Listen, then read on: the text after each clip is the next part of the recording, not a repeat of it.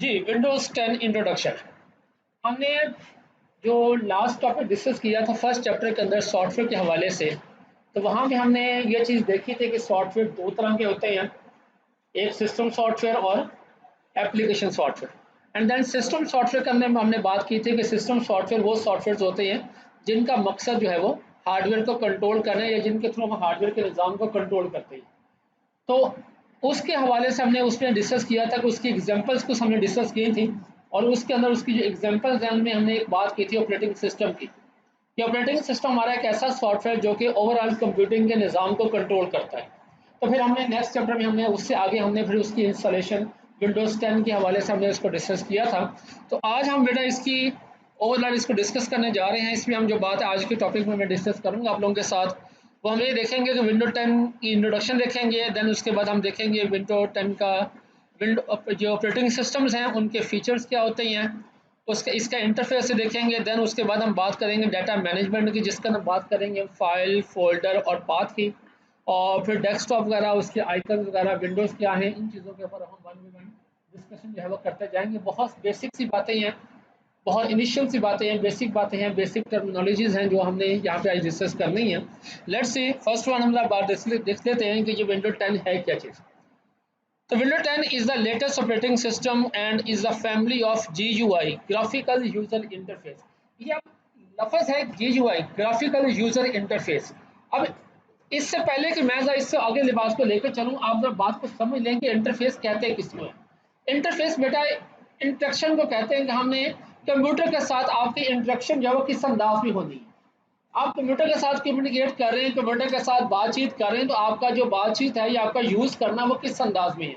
तो ये दो तरह का इंटरफेस पाया जाता है, जिनमें एक होता है command line interface, command line interface, और दूसरा है ग्राफिकल यूजर इंटरफेस। ये दो तरह के इंटरफेस पाए जाते हैं, कमांड लाइन इंटरफेस और graphical user interface. Command line interface में क्या होता है कि वहाँ पे जितनी भी कंप्यूटर के साथ आपकी कम्युनिकेशन होती है या कम्युनिकेशन से मुराद बेटे कि हमने कंप्यूटर को कोई इंस्ट्रक्शन देनी है, तो यहाँ पर तो हम माउस का इस्तेमाल कर रहे हैं ना, माउस के साथ आपके वो मेन्यूज मौजूद हैं, डेस्कटॉप के ऊपर आइकन आ जाते हैं, राइट क्लिक करते हैं तो हमारे पास मेन्यू शॉर्टकट मेन्यू खुल जाता है। तो कमांड लाइन इंटरफेस में क्या होता है कि आप जितनी भी इंस्ट्रक्शन देते हैं वो थ्रू कीबोर्ड देते हैं। आपके पास पहले से कोई चीज़ नहीं है, आपने अगर कॉपी भी कर दी है फाइल तो अपने कॉपी की कमांड लिखना है, तो कहता फाइल का नाम लिखना है और सारा कुछ करना है। इवन कि अगर आपने देखना है कि आपके पास फाइल्स कौन सी हैं, फोल्डर कौन से हैं, आपने को फाइल को डिलीट करना है, कॉपी करना है या उसको मूव करवाना है, आपने जो भी काम करना है वो सारा का सारा किसके थ्रू होना है, वो कीबोर्ड के साथ होना है। कीबोर्ड के सामने आपको क्या हुआ, आपको वो कमांड लिखनी पड़ेगी। तो लिहाजा वो इंटरफेस एक मुश्किल इंटरफेस था। उस हवाले से शुरू में एक ऑपरेटिंग सिस्टम आया था जिसका नाम था MS डॉस, डॉस के नाम से था वो। उसके बाद ग्राफिकल इंटरफेस मुतारफ हो गया, जिसमें फिर विंडोज़ माइक्रोसॉफ्ट ने विंडोज़ ऑपरेटिंग सिस्टम लॉन्च किए।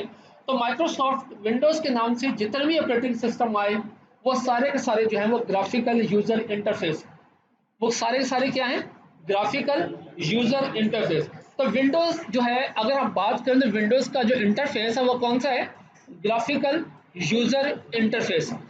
ठीक होगी बात। तो विंडोज़ का इंटरफेस कौन सा है, ग्राफिकल यूज़र इंटरफेस है। Developed by Microsoft corporation for personal computer. तो ये पर्सनल कंप्यूटर के हवाले से इसको डिफाइन किया गया है। ये मेन फ्रेम या मेन सर्वर वो सुपर कंप्यूटर उनके हवाले से ये नहीं है।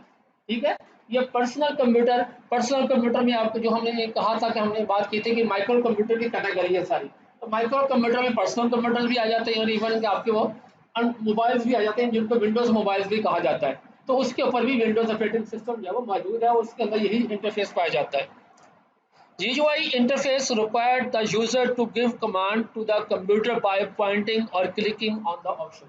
मतलब यहाँ पे क्या होता है कि हम ऑप्शंस के ऊपर क्लिक कर देते हैं, आपने जो भी कमांड करनी है उसको, अपने फाइल को डिलीट करना है फाइल के ऊपर राइट क्लिक करते हैं, डिलीट के ऊपर क्लिक कर देते हैं या उसको ड्रैग करके रिसाइकल बिन के अंदर फेंक देते हैं। फाइल को कॉपी करना है, राइट क्लिक किया कॉपी, और जहाँ पे चाहना है वहाँ पे हम उसको पेस्ट करवा देते हैं। ठीक है ना, यहाँ पे ऑप्शन आप क्लिकिंग के साथ लेके चलते हैं उसको। जबकि कमांड लाइन इंटरफेस में क्या होता है कि आप वो सारा का सारा आपको क्या करना है, कीबोर्ड के थ्रू कमांड लिख के काम करना पड़ेगा यहाँ पर। ठीक है, इसके अलावा इसमें दो टर्म्स और इस्तेमाल होती है। एक है टर्म जिसे कहा जाता है टास्क के हवाले से देखा जाता है कि ऑपरेटिंग सिस्टम जो करंटली आप लेके चल रहे हैं वो सिंगल टास्क है या मल्टी टास्क है। तो विंडोज जो है ये बेटा मल्टी टास्क ऑपरेटिंग सिस्टम है। विंडोज मल्टी टास्क से मुराद क्या है? एमएस डॉस जो शुरू में लॉन्च हुआ था ऑपरेटिंग सिस्टम, वो सिंगल टास्क था। सिंगल टास्क से मुराद क्या है कि आप एक वक्त में एक ही कमांड जो है वो काम सर अंजाम देते हैं। मतलब आपने एक काम कर रहे हैं, अगर आप फाइल कॉपी कर रहे हैं तो उस दौरान आपकी दूसरा काम नहीं कर सकते। अगर आप फाइल डिलीट कर रहे हैं तो कोई दूसरा काम नहीं कर सकते। अगर आपने एक कोई और टाइपिंग कर रहे हैं तो उस दौरान आपकी और काम नहीं कर सकते। एक वक्त में सिर्फ एक काम, सिंगल टास्क। जबकि विंडोज ने क्या किया कि इसने ऑपरेटिंग सिस्टम बनाया मल्टीटास्क। अभी आप लोग देखते हैं कि आप लोग टाइपिंग भी कर रहे हैं तो साथ फाइल कॉपिंग पे लगा दें तो वो भी काम हो रहा होता है। नेट से कोई डाटा डाउनलोड करना है तो वो भी हो रहा होगा। अगर आप साथ म्यूजिक प्ले कर दें तो वो म्यूजिक भी साथ चलता होगा। एक वक्त में साइमल्टेनियसली आप मल्टीपल काम जो है एट अ टाइम सर अंजाम दे सकते हैं। ठीक होगी ना बात? तो विंडोज जो है ये मल्टीटास्क ऑपरेटिंग सिस्टम है। और इसके बाद एक और टर्म इस्तेमाल होती है यूजर को लेकर, सिंगल यूजर और मल्टी यूजर। तो विंडोज 10 जो है ये एक multi user operating system, multi user operating system. अब इन तीन टर्म को अगर हम जहन में रखें, ग्राफिकल यूजर इंटरफेस, मल्टीटास्क और मल्टी यूजर, इन तीन टर्म्स को अगर हम जहन में रखें तो हम विंडोज 10 की डेफिनेशन इस अंदाज में कर सकते हैं कि Windows 10 is a graphical user interface, multitask and multi user operating system. दोबारा लफ्ज बोल देता हूँ, Windows 10 is a graphical user interface, multitask and multi user interface. ये एक मल्टीटास्क है, मल्टी यूजर ऑपरेटिंग सिस्टम है। इसका इंटरफेस कौन सा है? ग्राफिकल है। टास्क के हवाले से ये मल्टीटास्क है और इसके अलावा ये मल्टी यूजर। तो Windows 10 is a graphical user multitask and multi user operating system. ये इसकी प्रॉपर डेफिनेशन है इसकी। ठीक होगी ना बात? अब रही बात एक लफ्ज कि विंडोज, माइक्रोसॉफ्ट ने विंडोज का लफ्ज क्यों इस्तेमाल किया। मतलब अगर हम नॉर्मली बात करते हैं कि किसी का नाम अगर घर वालों ने माजिद रख दिया है, या किसी का नाम हमजा रख दिया है, या किसी का नाम तनवीर रख दिया है, किसी का नाम अगर आसम रख दिया है, तो उन्होंने शायद पीछे बिहाइंड में कोई स्टोरी नहीं होगी। या हो सकता है किसी का होगा कि भाई कोई बहुत अजीज दोस्त सी होता नाम से, तो बहुत अच्छा लगता है, उन्हें अपने पुत्र का नाम ही रख लिया। ठीक है, कोई कजन थी या कोई और रिश्तेदार थी, उसका नाम अच्छा लगा तो वो नाम रख लिया। ठीक है ना बात? तो ये कोई पीछे हो सकता है कोई स्टोरी हो। मगर अगर जब हम बात करते हैं विंडोज को लेकर बात करते हैं तो माइक्रोसॉफ्ट ने विंडोज का लफ्ज आखिर इस्तेमाल क्यों किया, ये इसके पीछे एक छोटी सी टर्मिनोलॉजीज है कि विंडोज का लफ्ज इस्तेमाल करने का बुनियादी मकसद यही है कि माइक्रोसॉफ्ट ये कहता है कि विंडोज, जैसे हम बात करते हैं विंडोज कि विंडो खोलें और बाहर का नज़ारा कर लें, ऐसे ही होता है ना, घरों में विंडो बनाते हैं, इससे क्या होता है कि बाहर का नज़ारा किया जाता है, बाहर का नज़ारा करते हैं। तो माइक्रोसॉफ्ट ये कहता है कि आप थ्रू विंडो अपने कंप्यूटर का नज़ारा करेंगे, अपने कंप्यूटर को देखेंगे, कंप्यूटर के अंदर सॉफ्टवेयर को देखें, आप उसके हार्डवेयर को देखें, आप थ्रू विंडो कंप्यूटर का नज़ारा करेंगे। ये उसका बुनियादी मकसद है, मतलब बुनियादी इसके पीछे लॉजिक है कि इसने आखिर माइक्रोसॉफ्ट ने ऑपरेटिंग सिस्टम का नाम विंडोज ही क्यों रखा। सही है? तो इसके पीछे बेसिक कॉन्सेप्ट यही है कि माइक्रोसॉफ्ट की लॉजिक ये है, माइक्रोसॉफ्ट या जिनसे हम लफ्ज कहते हैं एमएस, कि आप थ्रू विंडोज अपने कंप्यूटर का नज़ारा करेंगे। अब विंडो माइक्रोसॉफ्ट ने जो पहला ऑपरेटिंग सिस्टम बनाया विंडोज के लेवल के साथ, वो विंडोज 1.0 के नाम से आया। फिर विंडोज 2 के नाम से लॉन्च की उन्होंने अपडेशन के साथ। फिर विंडोज 3 लॉन्च की उन्होंने अपडेशन के साथ। फिर विंडोज 95, विंडोज 98, विंडोज मी, देन विंडोज एक्सपी। देखिए स्टेप बाय स्टेप अपग्रेडेशन चली है। उसके बाद एक्सपी के बाद जो अपग्रेडेशन वर्जन आया, अपग्रेड होकर जो वर्जन आया वो विंडोज विस्टा के नाम से आया। उसको मजीद उन्होंने अपडेट किया, उसके अंदर चेंजिंग की, उसको नए फीचर उसके अंदर ऐड किया, तो विंडोज 7 के नाम से लॉन्च कर दिया। अब 7 को अपग्रेड किया तो उन्होंने विंडो 8 के नाम से लॉन्च कर दिया। विंडो 8 को अपग्रेड किया तो उन्होंने लेटेस्ट ऑपरेटिंग सिस्टम जो है विंडोज 10 जो है उसको लॉन्च कर दिया। ठीक है फिर बात। अब इसी तरह माइक्रोसॉफ्ट इससे अगला वर्जन जो है लॉन्च करने जा रहा है अक्टूबर के अंदर, जिसका ट्रायल वर्जन चल रहा है विंडोज 11 के नाम से, विंडोज 11 के नाम से विंडो माइक्रोसॉफ्ट एक नया वर्जन लॉन्च कर रहा है, जो कि विंडो 10 का अपग्रेड वर्जन, मतलब विंडो 10 के अंदर मजीद नए फीचर ऐड किए उन्होंने, ऐड करके उसके अंदर मजीद और नई तब्दीलियां करके एक नया वर्जन लॉन्च कर रहे हैं अक्टूबर के अंदर, जो है जो जिसका नाम होगा विंडोज 11, विंडोज 11 के नाम से। मगर करंटली अगर देखा जाए तो लेटेस्ट ऑपरेटिंग सिस्टम जो है माइक्रोसॉफ्ट का वो विंडोज 10 के नाम से। और इसके अलावा भी कुछ और ऑपरेटिंग सिस्टम हैं जो कि माइक्रोसॉफ्ट के नहीं हैं, जिनमें हमने पहले भी जिक्र किया था, लिनक्स का जिक्र किया था, यूनिक्स का जिक्र किया था, सन स्लरी का जिक्र किया था, एप्पल मैकिन्टॉश का जिक्र किया था। तो ये अदर कंपनीज के ऑपरेटिंग सिस्टम है जिनका माइक्रोसॉफ्ट से ताल्लुक नहीं है। माइक्रोसॉफ्ट के जो ऑपरेटिंग सिस्टम है बेटा वो याद रखिएगा, वो विंडोज के लेबल के साथ है। माइक्रोसॉफ्ट के जो ऑपरेटिंग सिस्टम है वो किस लेवल के साथ है? विंडोज के साथ। कुछ बुनियादी फीचर्स हैं ऑपरेटिंग सिस्टम की। एक जनरल बात होने जा रही है कि आखिर ऑपरेटिंग सिस्टम करते क्या। अब इसका ताल्लुक अकेला विंडोज से नहीं है, हम बात कर रहे हैं ओवरऑल जनरल कि आखिर ऑपरेटिंग सिस्टम करते क्या। बहुत सारे फीचर्स इसके होते हैं, मगर मैं चंद एक बुनियादी सी बातें यहाँ पे डिस्कस कर रहा हूँ, जिनमें फर्स्ट वन है, operating system is a software which make a computer to actually work. तो बुनियादी सी बात है कि जो ऑपरेटिंग सिस्टम होता है ये वो सॉफ्टवेयर है जो एक्चुअली कंप्यूटर को इस्तेमाल के काबिल बनाता है। मतलब ये है कि आप ऑपरेटिंग सिस्टम को ख़त्म करके डायरेक्टली कंप्यूटर को इस्तेमाल नहीं कर सकते। मतलब ये है कि अगर मैं कहूँ कि मैं अपना मोबाइल यूज़ करना चाहता हूँ, मगर मैं एंड्रॉयड नहीं चाह रहा, एंड्रॉयड सिस्टम ख़त्म हो जाए और मैं मोबाइल को वैसे यूज़ कर लूँ, तो बेटा इज़ इट पॉसिबल? पॉसिबल नहीं। एंड्रॉयड सिस्टम क्या कर रहा है, वो एक्चुअली हमारे मोबाइल को यूज़ के काबिल बनाता है। वो सॉफ्टवेयर है तो वो हमारा मोबाइल चल रहा होता है।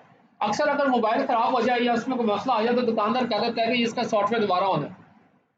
क्यों होना है? कि जो इसका सॉफ्टवेयर एंड्रॉयड सिस्टम है वो प्रॉपर्ली वर्क नहीं कर रहा, जिसकी वजह से हमारा मोबाइल सही चल नहीं रहा। नतीजा क्या होता है कि हमें दोबारा से उसको सॉफ्टवेयर को करवाना पड़ेगा। होगा तो क्या होगा, हमारा सिस्टम मोबाइल या हमारे इस्तेमाल के काबिल होगा। इसी तरह कंप्यूटर जो है, एक्चुअली जो कंप्यूटर को यूज से काबिल अगर कोई सॉफ्टवेयर बनाता है तो वो ऑपरेटिंग सिस्टम बनाता है। इसके जितने भी सॉफ्टवेयर इसके लिए जिसके बाद जो सॉफ्टवेयर इंस्टॉल होने हैं, जो हमारे हार्डवेयर हैं, जितनी भी जो चीज़ें हैं वो सारी की सारी उसके बाद है। ऑपरेटिंग सिस्टम होगा हमारे कंप्यूटर में तो ही हम इसको यूज़ कर पाएंगे। अगर ऑपरेटिंग सिस्टम नहीं है तो हम कंप्यूटर को यूज़ नहीं कर पाएंगे। A program that control the execution of application program. हमारे जितने भी प्रोग्राम है हम एग्जीक्यूट करते हैं या प्रोग्राम चलाते हैं, मतलब ये कि अगर मैंने मूवीज़ देखनी है या मैंने गाने सुनने हैं या मैंने टाइपिंग मास्टर चलाना है या मैंने एमएस ऑफिस का कोई प्रोग्राम रन करना है या मैंने वीडियो प्लेयर की रन करना है या म्यूज़िक का कोई प्रोग्राम रन करना है, तो जब तक ऑपरेटिंग सिस्टम नहीं होगा तब तक वो भी नहीं होंगे। और ऑपरेटिंग सिस्टम ही बेटा जो है उनको प्लेटफॉर्म मुहैया करता है जिसके ऊपर वो चल रहे होते हैं। अगर ऑपरेटिंग सिस्टम निकाल देंगे तो ये प्रोग्राम भी नहीं होंगे, ये ऑपरेटिंग सिस्टम होगा तो ये प्रोग्राम चलेंगे, क्योंकि उनको प्लेटफॉर्म चाहिए। तो हमारे जितने भी प्रोग्राम एग्जीक्यूट होते हैं, जितने भी प्रोग्राम हम रन करते हैं या जिनको हम यूज़ करते हैं, उनके लिए एक्चुअली प्लेटफॉर्म जो है मुहैया करना वो किसने करना है? ऑपरेटिंग सिस्टम ने करना। ऑपरेटिंग सिस्टम होगा तो वो प्लेटफॉर्म होगा। आप इसको इसे अंदाज में रख लें कि मैं कहूँगा मोबाइल में से मैं एंड्रॉयड सिस्टम निकाल दूँ और कहूँगी मैंने फेसबुक यूज़ कर दी है। Is it possible? पॉसिबल नहीं है। क्यों पॉसिबल नहीं है? कि प्लेटफॉर्म नहीं है। पहले प्लेटफॉर्म होगा, ठीक है, उसके बाद हमारा वो प्रोग्राम होगा। अगर प्लेटफॉर्म ही नहीं है तो वो प्रोग्राम भी नहीं है। N interface between application and hardware. इसको मैं इससे एक और अंदाज में बात करूंगा कि ये हार्डवेयर और यूजर के दरमियान इंटरफेस का काम करता है। भाई देखिए, हमने तो सिर्फ कमांड देनी होती है, एक्चुअली काम किसने करना होता है? ऑपरेटिंग सिस्टम ने करना। मतलब ये है कि मैं अगर कहूँ कि मैंने फाइल को डिलीट करना है तो मैं फाइल डिलीट की कमांड देता हूँ, सिर्फ डिलीट के बटन को क्लिक कर देता हूँ। अब फाइल को एक्चुअली डिलीट कौन करवाता है? ऑपरेटिंग सिस्टम करवाता है। मैंने फाइल कॉपी करनी है तो फाइल कॉपी की मैं सिर्फ कमांड देता हूँ। एक्चुअल फाइल कॉपी कौन करवाता है? ऑपरेटिंग सिस्टम करवाता है। अब फर्ज करें मैं जो डाटा कॉपी करने जा रहा हूँ, डाटा ज़्यादा बड़ी मकदार में और उतनी जगह मेरी उस ड्राइव के ऊपर नहीं है, तो मुझे वो शुरू में रोक देता है, भाई नॉट इनफ स्पेस। कि भाई जितना डाटा से कॉपी करवाने जा रहे हो इन्हीं जगह नहीं है। वो मैसेज कौन दे रहा है? ऑपरेटिंग सिस्टम दे रहा है। वो क्यों दे रहा है? वो हमारे स्टोरेज डिवाइसेस को मैनेज कर रहा है। उसको अंदाजा है कि भाई हमारे पास वहाँ पे कितनी जगह खाली है, डाटा जो कॉपी होने आ रहा है वो कितना है, और मेरे पास और वहाँ पे कितनी जगह खाली है, क्या डाटा कॉपी हो सकता है या नहीं हो सकता। सही है ना बात? तो बीइंग अ यूजर हम सिर्फ और सिर्फ क्या होते हैं, हम कमांड जो है वो देते हैं, हम टास्क परफॉर्म करवाते हैं। एक्चुअली टास्क परफॉर्म कौन करता है? वो ऑपरेटिंग सिस्टम करता है। और operating system organise and control the hardware, और ऑपरेटिंग सिस्टम नहीं हमारे ओवरऑल कंप्यूटिंग सिस्टम को लेकर चलना होता है। इसके जितने भी हार्डवेयर है सारे के सारी चीज़ों को उसी ने ही मेंटेन करवाना होता है। इवन कि अगर हमारे साथ अगर प्रिंटर अटैच हुआ है तो प्रिंटर को कंट्रोल करना और उसको मैनेज करना भी किसकी जिम्मेदारी है? ऑपरेटिंग सिस्टम की जिम्मेदारी होती है। तो ये इसके कुछ बुनियादी फीचर्स हैं जिसको हम ये कह सकते हैं कि ये ओवरऑल जितनी भी हमारी कंप्यूटिंग के निज़ाम को कंट्रोल करना किसकी जिम्मेदारी है? ऑपरेटिंग सिस्टम की जिम्मेदारी। ऑपरेटिंग सिस्टम ही हमारे ओवरऑल कंप्यूटिंग सिस्टम को कंट्रोल कर रहा होता है। ये बेटा ये हमारा ये मेन डेस्कटॉप है। डेस्कटॉप के ऊपर आपको जो चीज़ें नजर आती है, मतलब आप कंप्यूटर को ऑन करते हैं, करने के बाद आपका यूज़र नेम और पासवर्ड देकर सिस्टम को लॉगिन करते हैं तो मेन स्क्रीन आपको ये नज़र आती है। ऐसा ही है। अब अगर इसको देखा जाए तो आपको जो चीज़ें इसके ऊपर नज़र आती हैं उनमें ये ब्लू स्क्रीन जो बैकएंड पे आपको नज़र आ रही है, ये वाली, ये इसे क्या कहा जाएगा? इसको डेस्कटॉप कह देते हैं। अब डेस्कटॉप के ऊपर आपको जो चीज़ें नज़र आ रही हैं जिनमें ये जो चीज़ है, ये वाला डब्बा जो आपको बॉक्स नज़र आ रहा है जिसके ऊपर ये लफ्ज़ लिखा हुआ है स्टार्ट मेनू, मतलब स्टार्ट बटन को जब आप क्लिक करते हैं, ये वाले इस आइकन को जब आप क्लिक करते हैं तो आपके सामने ये वाला मेन्यू खुल जाता है। इसे क्या कहा जाता है? स्टार्ट मेन्यू कहा जाता है। ये जो आइकन आपको डेस्कटॉप के ऊपर नज़र आ रहे हैं क्या कहते हैं? डेस्कटॉप आइकन कह देते हैं। अब यहाँ पर थोड़ा सा डिफरेंस रखिएगा। जैसे यहाँ पर देखें तो ये आइकन आपको थोड़ा सा डिफरेंट नज़र आ रहा है, और जबकि इस आइकन के ऊपर गौर करें तो आपको ये एरो के निशान नज़र आ रहे होंगे, थोड़े से वो एरो का निशान नज़र आएगा बारीक सा, ऐसे ही है। इसे क्या कहते हैं? इनको शॉर्टकट कह देते हैं। मतलब इनके साथ एरो के निशान बने होते हैं उन्हें क्या कहते हैं? शॉर्टकट कहते हैं। और जो सिंपली आपको आइकन नज़र आ रहे हैं जिनमें आपका रिसाइकल बिन है, उसके अलावा माई कंप्यूटर है या माई सिस्टम है, उसके बाद वो नेटवर्क है, कंट्रोल पैनल है, ये इसके तकरीबन 5 इसके आइकन्स होते हैं जो इसका डिफ़ॉल्ट आइकन्स है। उसके अलावा आप जो भी आइकन उसके ऊपर लाना चाहे वो ला सकते हैं। आप जो भी शॉर्टकट उसके ऊपर क्रिएट करना चाहते हैं वो शॉर्टकट जो है वो क्रिएट किए जा सकते हैं।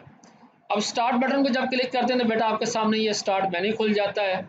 उसके ऊपर देखें तो ये जो डब्बे आपको बॉक्स नज़र आते हैं, ये वाले बॉक्स, इतने सारे आपको बॉक्स नज़र आ रहे हैं, इन्हें क्या कहा जाता है? टाइल्स कहा जाता है। ठीक है। ये जो एरिया है नीचे वाइट एरिया जहाँ पे ये अच्छा का निशान नज़र आ रहा है, इसे क्या कहा जाता है? सर्च बार कहा जाता है। सर्च बार क्या किससे इस्तेमाल होता है? अगर आपने कोई फाइल या कोई चीज़ सर्च करनी है अपने कंप्यूटर में तो आप उसको यहाँ से सर्च करवा सकते हैं, और इवन कि अगर आपने कोई प्रोग्राम को सर्च करना है तो वो प्रोग्राम भी यहाँ से सर्च करवा सकते हैं। उसके बाद ये पट्टी आपको नीचे नज़र आ रही है, इसे क्या कहा जाता है? टास्क बार कहा जाता है। और ये वाले एरिया जहाँ पे आपको टाइम नज़र आ रहा है, इस एरिया को क्या कहा जाता है? नोटिफिकेशन एरिया कहा जाता है। सिस्टम एरिया में कहा जाता है। सिस्टम एरिया के अंदर ये जो आपको एक सफ़ेद एक कॉर्नर के ऊपर सफ़ेद डब्बा सा नज़र आता है वो कहलाता है आपका नोटिफिकेशन एरिया कहलाता है। मतलब जहाँ पे टाइम नज़र आता है ना, आपको टाइम और वॉल्यूम नज़र आ रहा है, वो एरिया क्या कहलाता है? सिस्टम एरिया कहलाता है। और इसके साथ कॉर्नर के ऊपर, राइट कॉर्नर के ऊपर आपको एक आइकन नज़र आता है सफ़ेद कलर का, उस आइकन को कहा जाता है नोटिफिकेशन एरिया कहा जाता है। ठीक है। जितने भी नोटिफिकेशन होते हैं, मतलब जो भी आपको वो मैसेज आप सिस्टम मैसेज देता है वो सारे के सारे आपको उस एरिया के ऊपर विजिबल हो रहे होते हैं। देखिए एक हम बात करते हैं विंडोज़ की। विंडोज़ मतलब विंडोज़ ऑपरेटिंग सिस्टम। उसके अलावा ये जैसे आपको ये इस तस्वीर पे गौर कीजिएगा, मतलब ये मैंने कंप्यूटर का आइकन ओपन किया हुआ है, दिस पीसी को मैंने डबल क्लिक करें तो ये वाला डायलॉग बॉक्स आपके सामने खुल जाता है।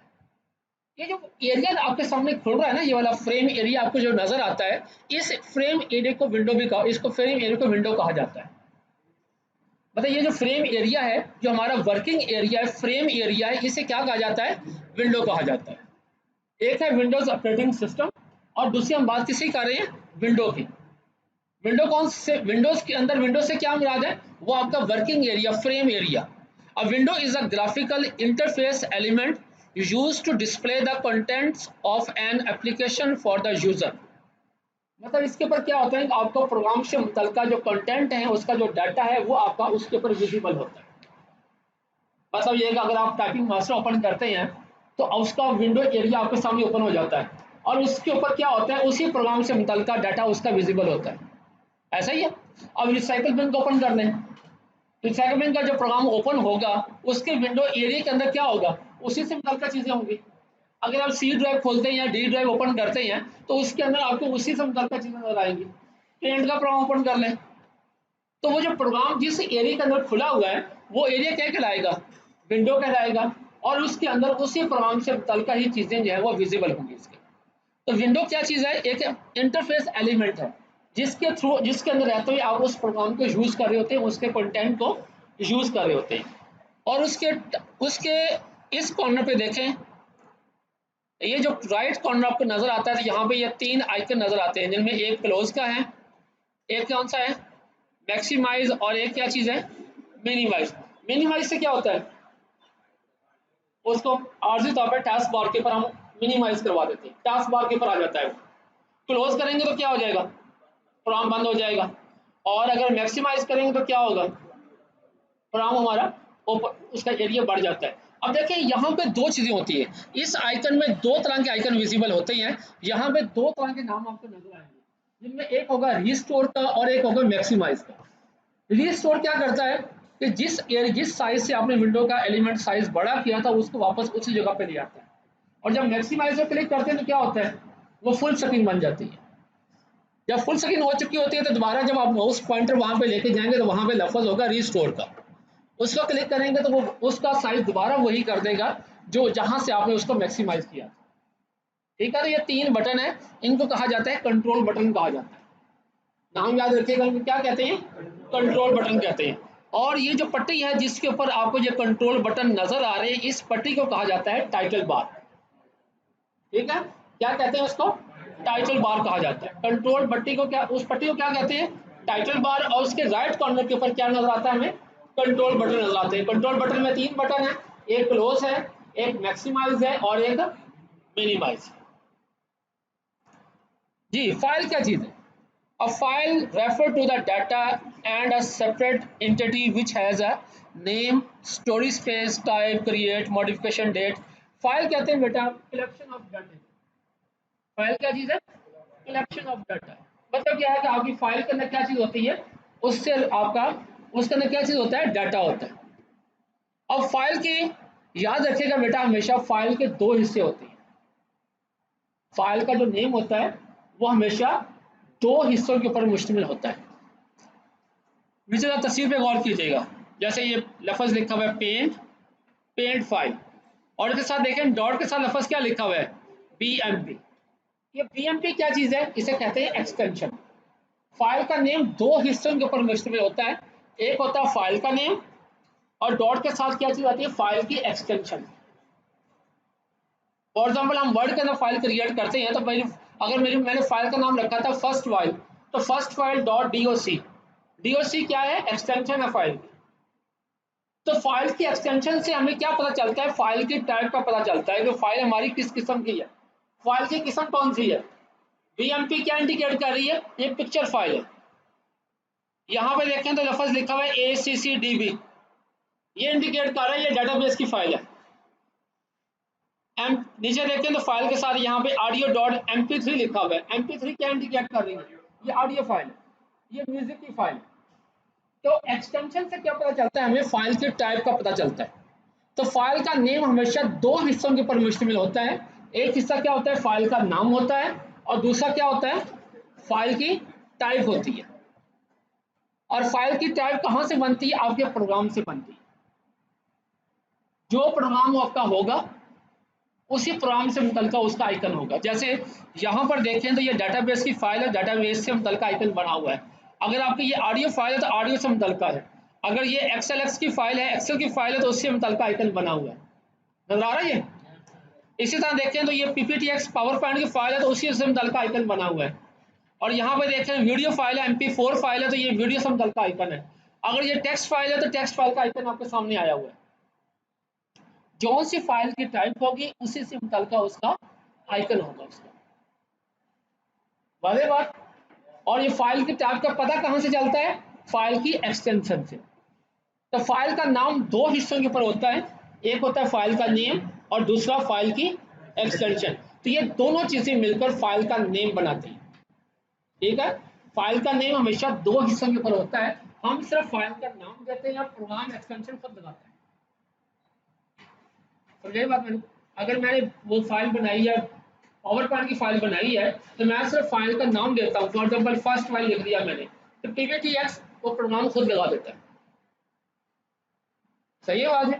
तो प्रोग्राम एक्सटेंशन खुद लगा देते हैं, मतलब इस एक्सटेंशन से हमें पता चलता है कि हमारा फाइल किस किस्म की है। फोल्डर क्या चीज होता है? अब फोल्डर, जिसको डायरेक्टरी भी कर देते हैं, is a place where file और अदर सब डायरेक्टरीज और subfolders are save. Folder basically इस्तेमाल करते हैं बेटा डाटा को ऑर्गेनाइज करने के। मतलब ये कि अगर आपने फाइल्स को देखें, फाइल आप बनाते जा रहे हैं, तमाम फाइलों को अगर आप एक ही जगह पे स्टोर कर देंगे तो फिर आपको फाइल को आइडेंटिफाई करना मुश्किल होगा। सही है ना बात? तो क्या होता है कि फाइल्स के फोल्डर बना लेते हैं, हम क्या करते हैं, फोल्डर बना लेते हैं और फिर उसी से मुतल्लिका फाइलें जो है फोल्डर के अंदर स्टोर करवाते हैं। मतलब मैं कहता हूँ मेरी वर्ड की फाइल्स हैं तो मैं वर्ड का फोल्डर बना लूँ, उसके अंदर रख लूँ। एक्सेल की फाइल को फोल्डर बना लूँ, एक्सेल की फाइल उसके अंदर रख लूँ। म्यूजिक का फोल्डर बना लूँ, म्यूजिक फाइल वहाँ पे रख लूँ। नाच का फोल्डर बना लूँ, नाच से मुतल्लिका मेरी फाइलें उसके अंदर आ जाए। तो इससे क्या होता है कि आपको डाटे को ऑर्गेनाइज करना ज़्यादा आसान हो जाता है और फिर उसी के मुताबिक डाटे को असेस करना भी आसान हो जाता है। तो ये डाटे को मैनेज करने के लिए इसका इस्तेमाल करते हैं, डाटे की मैनेजमेंट के हवाले से इस्तेमाल करते हैं। यहाँ बेटा एक बात बताना भूल गया, फाइल का नाम देते वक्त बेटा हमारे पास बड़ी स्पेस है। मतलब ये कि हम फाइल का नाम दे सकते हैं और फाइल नाम देने के लिए हमारे पास कैरेक्टर्स की लिमिट जो है वो कितनी है? 256, 256 कैरेक्टर्स का इस्तेमाल हम कर सकते हैं फाइल का नाम डिफाइन करने के लिए। तो इसलिए नेक्स्ट हम जब हमारे काम स्टार्ट होते जाएंगे तो हम फाइल्स क्रिएट करेंगे। तो आपने जब भी बेटा फाइल्स को नाम देना है, हमेशा प्रॉपर नाम देना है। फाइल्स को हमेशा प्रॉपर नाम नेम दें। प्रॉपर नाम से मुराद बेटा ये होती है कि आपको पता हो फाइल को ओपन किए बगैर कि भी मेरी इस फाइल के अंदर डाटा कौन सा है। समझाई बात मेरी? मतलब ये है कि एक तो होता है ना, फाइल को हम ओपन करेंगे तो पता चलेगा फाइल में क्या डाटा पड़ा हुआ है। सही है? तो मैं फाइल को अगर नाम देता हूं और मैं ऐसा नाम देता हूं कि मैं फाइल को ओपन किए बगैर बता सकूं कि मेरी इस फाइल के अंदर डाटा कौन सा है, तो फिर बेटा बेटा वो मेरा एक प्रॉपर नेम होगा। और अगर आपने उल्टे सीधे नाम देने XYZ और ABC और 1 2 3 या X5 और A1 A10 फलान 10, तो बेटा ये उल्टे सीधे नाम होंगे जिससे फाइल को ऑर्गेनाइज करना या फाइल को रिकॉग्नाइज करना आपके लिए मुश्किल होगा। आपने शायद 1 घंटा पहले फाइल बनाई हो तो आपको पता होगा इसके अंदर डाटा कौन सा है। एक हफ्ते के बाद आप शायद बताने के काबिल नहीं होंगे, या अगर आपके पास फाइलें बहुत ज़्यादा बड़ी मिकदार में हो जाएं या आप किसी ऑफिस में काम कर रहे हो, तो फिर आपके लिए बड़ा मुश्किल हो जाएगा आपको आइडेंटिफाई करने के फाइल के अंदर डाटा कौन सा है। तो हमेशा फाइल को एक प्रॉपर नेम दें। उसको नाम देते वक्त टेंशन ना लें। बहुत करेक्टर्स हैं हमारे पास, 256 करेक्टर्स हैं। इतना बड़ा नाम हम यहाँ पर दे सकते हैं, इससे मसला कोई नहीं। सही है? तो हमेशा फाइल को जब भी नाम देना है प्रॉपर नेम देना है। नाम प्रॉपर नाम से मुराद यही है मेरी कि फाइल को ओपन किए बगैर हम आइडेंटिफाई कर सकेंगे फाइल के अंदर डाटा कौन सा पड़ा है। और आज के लिए बेटा मैं लास्ट बात करने जा रहा हूँ, वो है पाथ। पाथ क्या चीज होती है? पाथ कहते हैं a string of text that show the location of the file. File और डायरेक्टरी की जो लोकेशन होती है, लोकेशन से मुराद क्या है कि आपकी हार्ड डिस्क या स्टोरेज डिवाइस के ऊपर वो डाटा कहाँ पड़ा हुआ है। जैसे यहाँ पर देखें तो एक फाइल है जिसका नाम क्या लिखा हुआ है? Study diary. ठीक है, अब देखें तो यहाँ पे वो क्या दिखा रहा है, कहता है दिस पीसी को ओपन करें। तो कौन सी ड्राइव है जी? C drive. उसके अंदर कौन सा फोल्डर है? यूजर का। उसके अंदर रिकिशवा नाम सा फोल्डर है। देन उसके अंदर कौन सा फोल्डर है? डॉक्यूमेंट का। और उसके अंदर ये फाइल पड़ी हुई है स्टडीज एंड स्टफ का फोल्डर है, उसके अंदर ये फाइल पड़ी हुई है।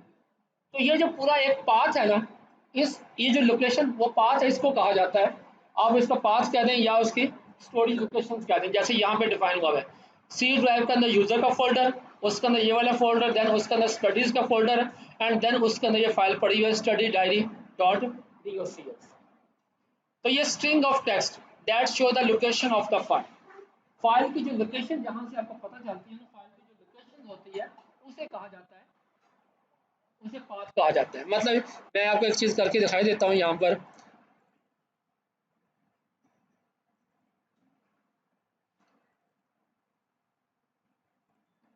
अब यहाँ पर देखें तो आपको इंडिकेट हो रहा है, यहाँ पे इंडिकेट हो रहा है कि यहाँ देखें तो आपको इंडिकेट कर रहा है कि दिस पीसी, उसके अंदर है जी न्यू वॉल्यूम एंड देन उसके अंदर क्या है जी लेक्चर पीसी, और उसके अंदर फाइल, उसके अंदर फोल्डर कौन सा है स्टूडेंट प्रोजेक्ट। चले मैं इस एक दफ़ा क्लिक करता हूँ तो ये देखिए एक पाथ पूरा आपके पास बन गया। ई ड्राइव, ई ड्राइव के अंदर कौन सा फोल्डर है जी लेक्चर पीसी का फोल्डर है, देन उसके अंदर फोल्डर कौन सा है स्टूडेंट प्रोजेक्ट का। और वो आपको ये मतलब ये एक टेक्स्ट है जो पूरा आपको इंडिकेट कर रहा है कि आपकी जो फाइल है वो कहाँ पड़ी हुई है, फाइल की जो लोकेशन है या फोल्डर की जो लोकेशन है उसको इंडिकेट करता है। तो जो फोल्डर की लोकेशन होती है या फाइल की जो लोकेशन होती है उसे कहा जाता है, उसको पाथ कहा जाता है। तो ये बात है।